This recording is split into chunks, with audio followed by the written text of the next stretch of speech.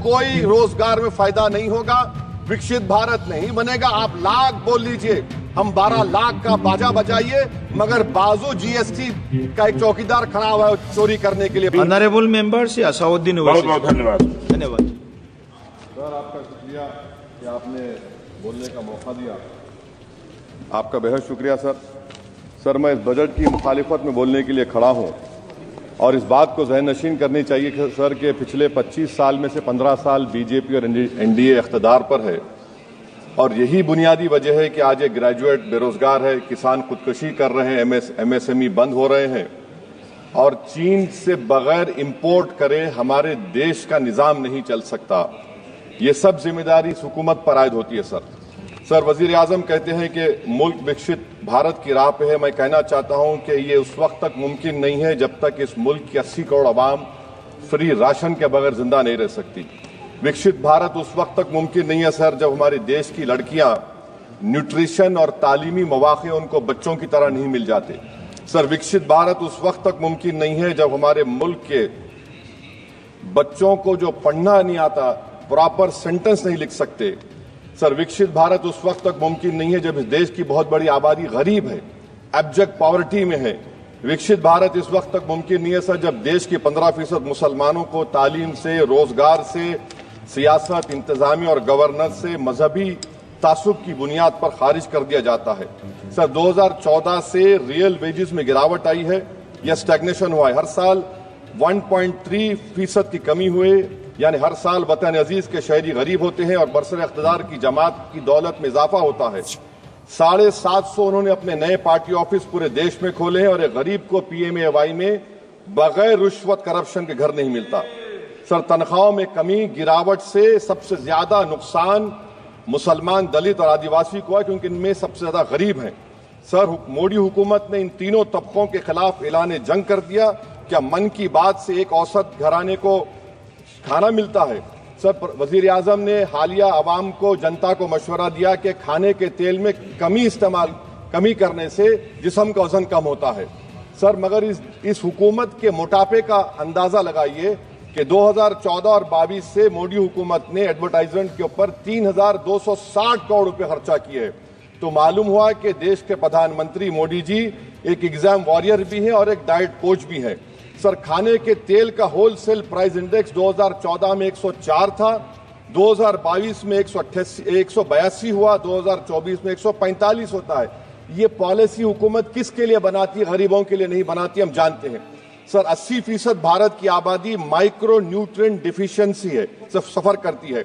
Health के budget को हम देखें sir, as a percentage of total budget spend and share of GDP इसमें कोई इजाफा नहीं हुआ है सर, बल्कि इसका शेयर 2018-19 से कम है। जब हेल्थ सेस लागू किया गया था, हजारों करोड़ हेल्थ सेस कॉर्पोरेट्स और इनकम टैक्स लोगों ने दिया, मगर हेल्थ सेक्टर में कोई काम नहीं हो रहा है। सर, तालीम पे आ जाइए।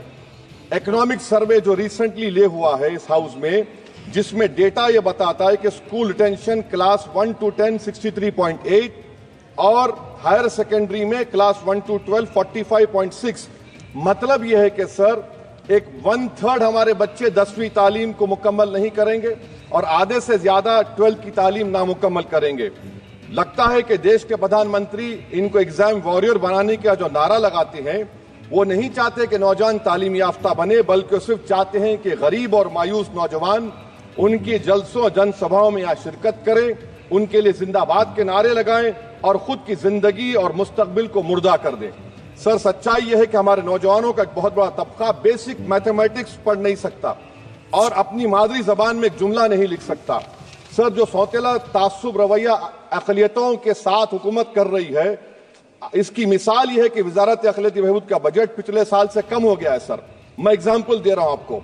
जो pre matric, post matric, MANF, free coaching, interest subsidy education loan है, एलोकेशन फॉर एजुकेशन एम्पावरमेंट में जबरदस्त कमी आई है। सर, पिछले साल 1575 करोड़ था सर, इस साल 678 करोड़ कर दिया गया है। सर, सेंट्रल सेक्टर की जो स्कीम्स है, जिसमें education, empowerment, skill development, PM विकास है, 2024 में 2120 करोड़ में से सिर्फ 770 खर्चा किए गए सर। 2025-26 में उसको 237 करोड़ कर दिया गया। सर मैं ये सरकार अक़लियतों को और खास तौर से मुसलमानों को मुकम्मल नजरअंदाज कर दी गई है। प्री मैट्रिक स्कॉलरशिप सर पिछले साल 326 करोड़ में से 90 करोड़ रुपए खर्चा किए गए। पोस्ट मैट्रिक में इस साल 65% कमी कर दी गई, सिर्फ 413 करोड़। मेरिट कम मीन सर 33 करोड़ से 7 करोड़ कर दिया गया है। कौमी वक्फ बोर्ड तरक्याती स्कीम, शहरी विकास संपत्ति सर 2023-24 में 17 करोड़ में 8 करोड़ दिए गए, 1 करोड़ खर्चा हुआ। 2024 में 16 करोड़ सिर्फ 3 करोड़ रुपए दिए गए। इस साल 13 करोड़ रुपए दिए गए हैं।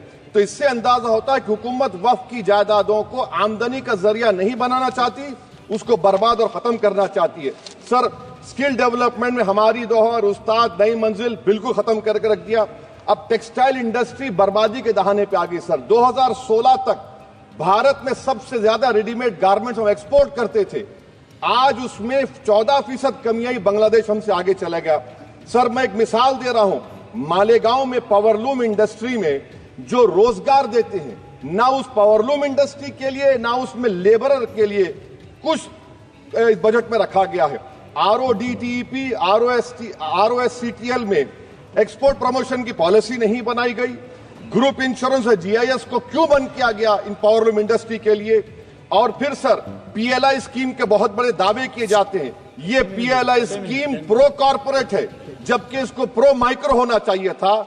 मालेगांव की पावरलूम इंडस्ट्री के लिए इंफ्रास्ट्रक्चर डेवलपमेंट है।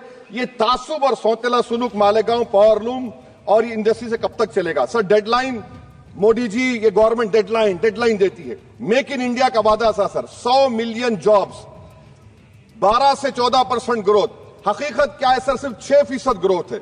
मैन्युफैक्चरिंग एम्प्लॉयमेंट में सर 12.6 2011-12 में था, वो गिरकर 11.4 हो गया 2022-23 में। सर इकोनॉमिक यूरोपियन यूनियन की policy on carbon border adjustment mechanism EU deforestation regulation ये कहता है इसके ऊपर भारत का बहुत बुरा असर पड़ने वाला है। इकोनॉमिक सर्वे ये कहता है कि 9.5 बिलियन एक्सपोर्ट्स में कमी आएगी। क्या पॉलिसी है सरकार की? सर अनक्लेम डिपॉजिट्स देखिए सर 2023-24 में LIC में 3,70,000 maturity claims are lying unclaimed, 880 crore के। EPFO 2023-24 में 8,500 crore is lying unclaimed in 21 lakh inoperative accounts. Is this being done deliberately to shore up the government supply? Why is the middle class being made bali ka bakra, sir? In February 2023, sir, 35,000 crore is lying vacant or unclaimed in public sector banks. Why don't you use it? And sir, the travesty of justice is in PM Poshan, sir, a cook or helper gets only 1,000 rupees for 10 months. Why can't the government increase? Sir, agriculture department का जो budget है 4,000 करोड़ कमी कर दी गई। मैं आदादो शुमार और एक स्टडी की बुनियाद पर कह रहा हूं कि किसानों की अगर आमदनी 100 रुपये है तो ये हुकूमत 12 रुपये लेती है। जुल्म नहीं तो क्या है? Sir India steel industry export किया 13 बिलियन और उसमें से 1.2 बिलियन हमने एक्सपोर्ट किया था स्टील एल्यूमिनियम US को।